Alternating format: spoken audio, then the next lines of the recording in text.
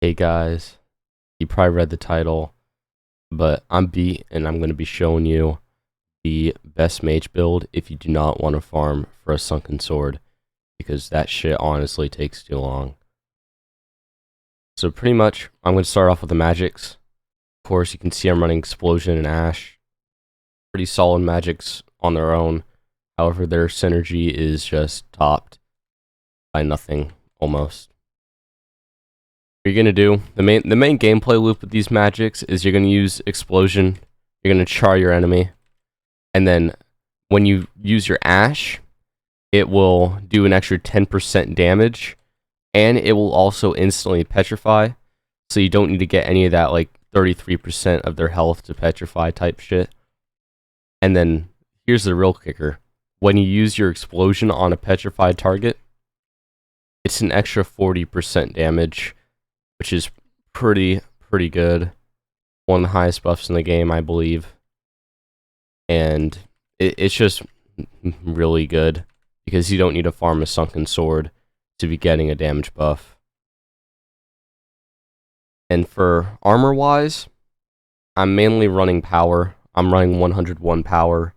It definitely could be more. I could switch off of some of this armor and put on like a Fair Amulet and an Arc Sphere and be getting bonkers amounts of power. But I opted for a more balanced size and agility stat, just because. So as you can see here, I'm running full Calvis with strong. Strong is definitely the enchant you want to put on everything. It's just free power. And so you're just going to run full Calvis, and then you can use whatever you want in that slot. It doesn't matter.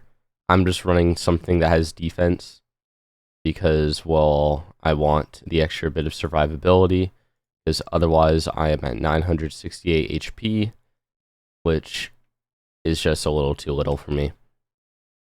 You can also run something that has like any other stat you want. You can run, like in my case, I'm running Line of Ravenna, so it gives intensity and defense. But you could also run something like a Fair Defense Amulet, or the Cernix drops. I know Cernix has some drops that have pretty good defense on them. However, Line of Ravenna is still really good. So I'll showcase this build off real quick on this little test dummy. But if I'm just using my blast, by the way, which is at 60% size, I'm hitting him for 286. And I missed that. But that hit for 251 and he's petrified. I can hit him for 251 on that, because I waited. Okay, that was a bad example. However, there should be one right here. Yeah. Are you gonna hit him? 251. He's petrified for another 251. 301 damage in a single blast attack. That is really good.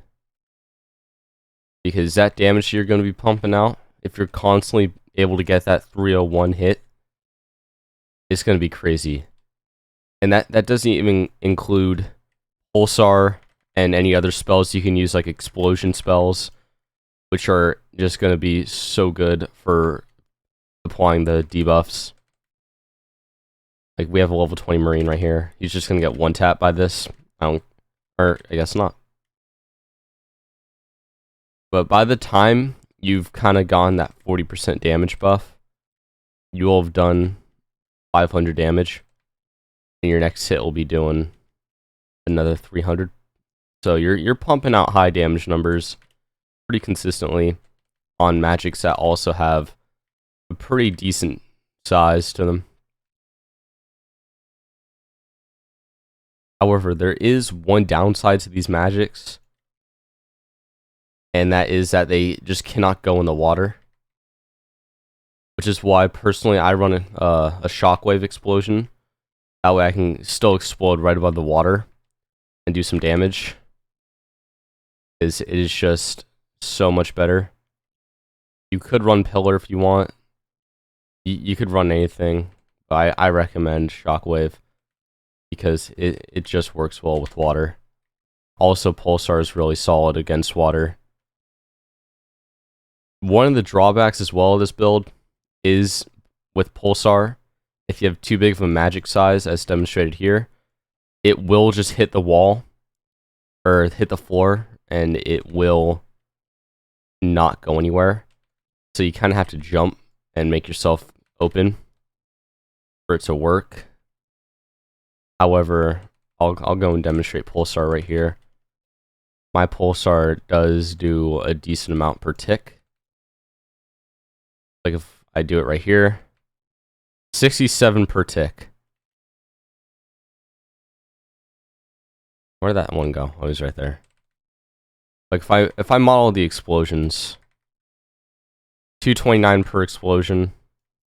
That one's 274. It's just free kills. This build also really excels in ship farming because you can just spam shockwaves, and well, everybody on the ship is just gonna die after like a couple explosions. It's so much nicer, and it's gonna save you so much time because you don't have to go and fish for a sunken sword to run on like an ice metal build or something like that. But yeah, pretty much all you gotta do, get a full Calva set. I know it seems kind of hard, but once you awaken your magic and learn his moveset, you'll be farming him pretty easily. But that is the build. Comment down below what you want to see next, and adios.